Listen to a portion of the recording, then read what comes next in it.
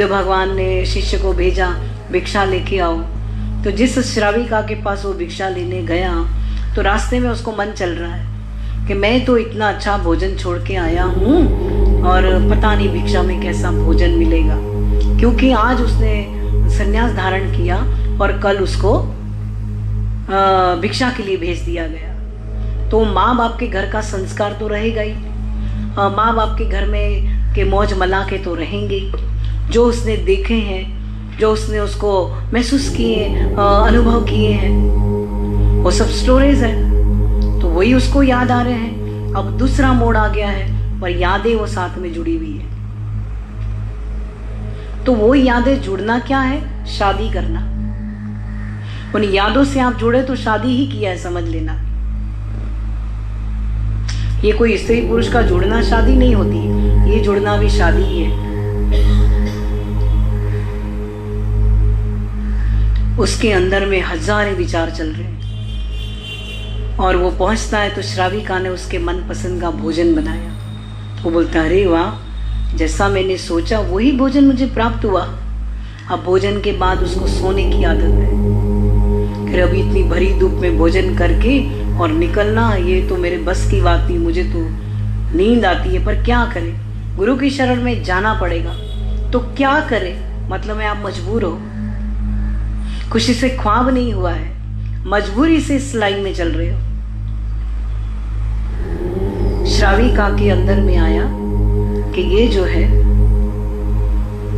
आराम की इच्छा कर रहा है। तो श्राविका ने कहा, अब भोजन खा के तुरंत नहीं निकलना चाहिए, थोड़ा आराम करो। अब उस आराम के बीच में श्राविका बड़ी सुंदर है, सुशील है, शांत स्वरूप है, आकर्षणीय है, चेहरे पे आभा है। वो उसको आकर्षित कर रही है क्योंकि राजकुमार है, भोगी है, इसलिए उसको आकर्षण हो रहा है। तो उसके मन में बुरे बुरे विचार आ रहे उसको लेकर के।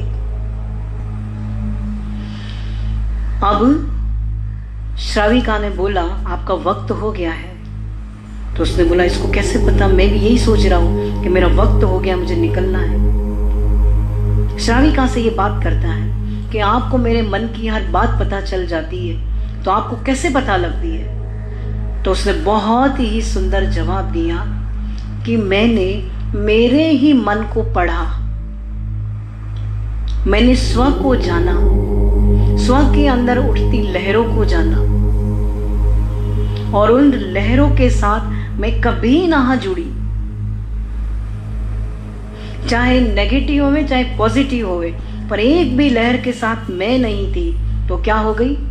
खाली हो गई, विचारों से खाली हो गई। और आप देखो, यदि आप किसी के साथ भी जुड़ते हैं तो धीरे धीरे उसमें इन्वॉल्व होते जाते हैं, हजारों ख्याल प्रकट हो जाते हैं, आप जुड़ने शुरू हो गए हैं। तो आपको ना भगवान की बात सुनाई देगी और ना ही अपने नोवर की बात सुनाई देगी, दोनों ही नहीं देगी। क्योंकि बाह्य गुरु भी कह रहा है, अच्छा लग रहा है, पर वो तुम्हारे मन ने सुना नहीं है, क्योंकि मन माया में रम रहे हो, बिसरे हो गोविंद राम।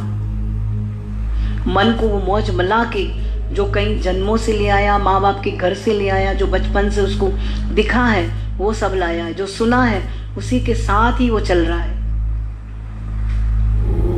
इसलिए वो अपने को सुन नहीं पाता, तो वो भरा ही भरा है, खाली नहीं हो पाता। तो वो खाली हो गई। तब उसने अपना बात बताई। अब देखो, इतनी तो बात उसने बोल दी कि आप मेरे मन की सारी बात जान लेते हो, पर वो बात नहीं बोली कि आपके लिए मेरे अंदर में बुरे विचार आ रहे हैं तो आपने उसको भी जाना होगा। क्यों नहीं बोला? स्वयं तो जान रहा है कि मेरे अंदर में बुरा ख्याल आया, और सवाल वो कर रहा है जिसमें कोई दिक्कत नहीं है।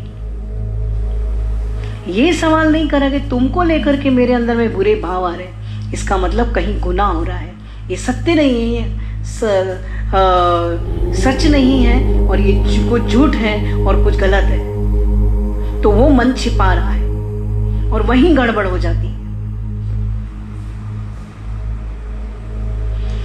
अब ये सच्चा है राजकुमार, जो भिक्षुक है, सच्चा है, शुद्ध मन वाला है, तो बुद्ध भगवान के सामने ये छिपी हुई बात रख रहा है।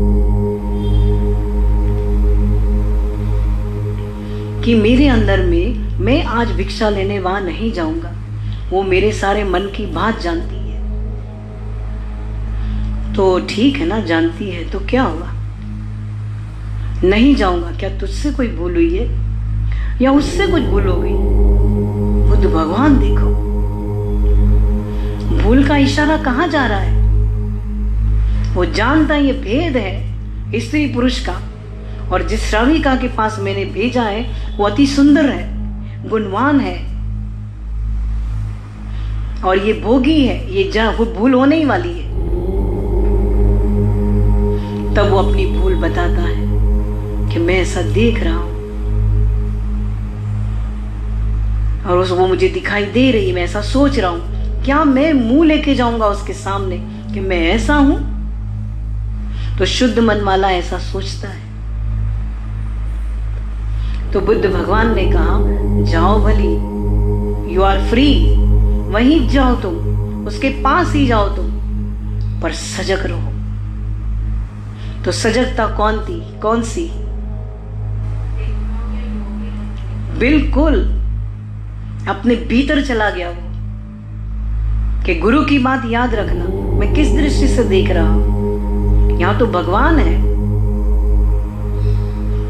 और मेरा गुरु मुझे भगवान बना रहा है, और ये मन मुझे क्या दिखा रहा है, ये तो मैं लॉस में जा रहा हूं। हर जन्म में यही करता आया हूं, इस जन्म में भी मैं यही करूंगा, तो दूसरा जन्म तो खड़ा ही है।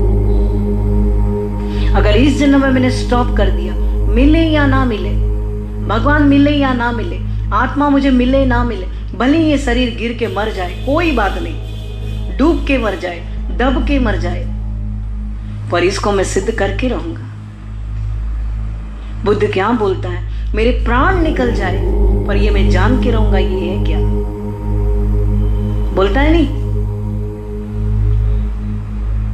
कि ये जो मुझे पीड़ा दे रही है, ये वो मर चुका है, मैं जान के रहूं, मेरे प्राण क्यों ना चले जाए। पर ये ऐसे कैसे? जब ऐसे निश्चय वाले वीर पुरुष जब इस मार्ग में निकलते हैं तो जान हथेलियों पे लेके निकलते हैं। वो तो होते हैं, अगर नहीं भी होते तो ऐसी संगत हमें बना देती है। कोई एक ही फौलादी नहीं होता है, उस एक फौलादी को देख के 10 जने ऐसे प्रकट हो जाते हैं फौलादी। क्यों इन लोगों के सामने झांसी की रानी रखी गई? क्यों बड़े बड़े नेता हैं जो शहीद हो गए उनकी फोटो रखी गई? क्यों उनके बुक्स पढ़वाए गए? क्यों उनकी पढ़ाई करवाई गई? क्यों गीता को ऊपर रखा गया है?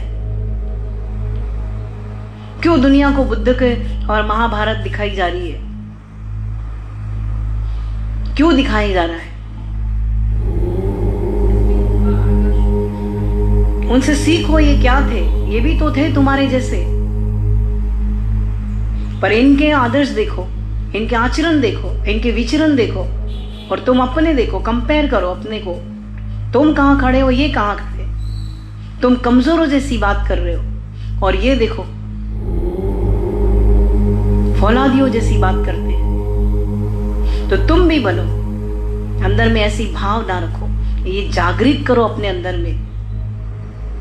दुर्बल विचार करके अपने को गिराओ ना, अपना अपमान ना कराओ। मन जो मांगे उसको दो नहीं, वो तो विष्टा ही मांगता है, वो कोई भगवान थोड़ी ना मांगता है। मां बहुत सारे रूप धर लेता है, आप उसकी चुंगल में फंस जाते हो। परहेज करो अपना, पहले अपनी पूरी पढ़ाई करो, अपने को जानो, फिर दुनिया में जाओ, फिर कुछ नहीं होगा।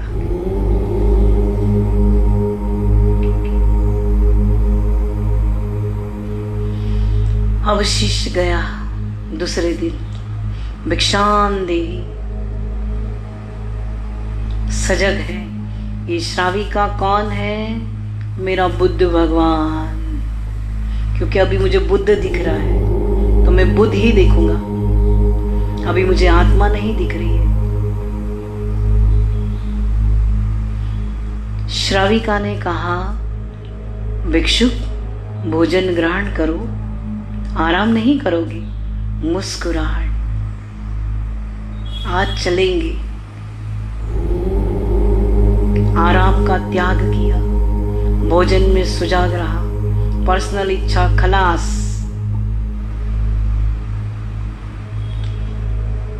आज धूप भी नहीं लग रही है, नींद भी नहीं आ रही है, सिर्फ सुजागी में त्याग हो गया।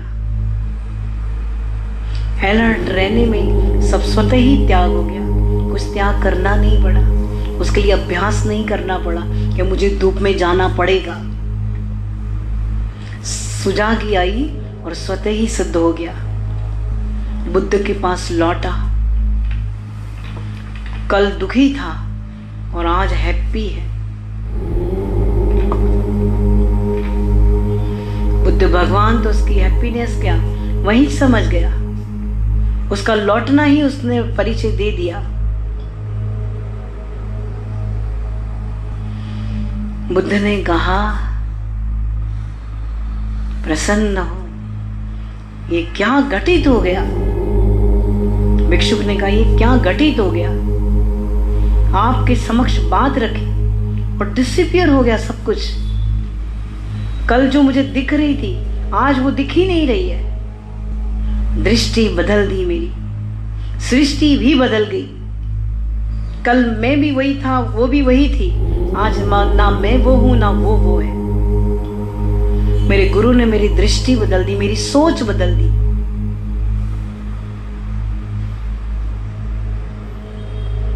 बुद्ध ने कहा था, जिस दिन मैं मना करूं उस दिन तू ना जाना। मैं मना करूं, अपनी ना चलाना कि मुझे नहीं जाना। मैं मना करूंगा तब तू नहीं जाना। आज होके आया, एक ही दिन में पूरा परिवर्तन हो गया। एक ही दिन में बुद्ध ने ये नहीं कहा जाओ अभी बार बार उसके पास जाओ और अनुभव करो। बस एक अनुभव काफी है, हो गया। जो घटना घटी वो कैसी लगी? बड़ी शुद्ध थी, पवित्र थी। गहरी सांस थी, जिस सांस में हल्कापन था, कहीं रुक नहीं रही थी, किसी वासनाओं से टकरा नहीं रही थी। इतनी सुंदर सांस थी।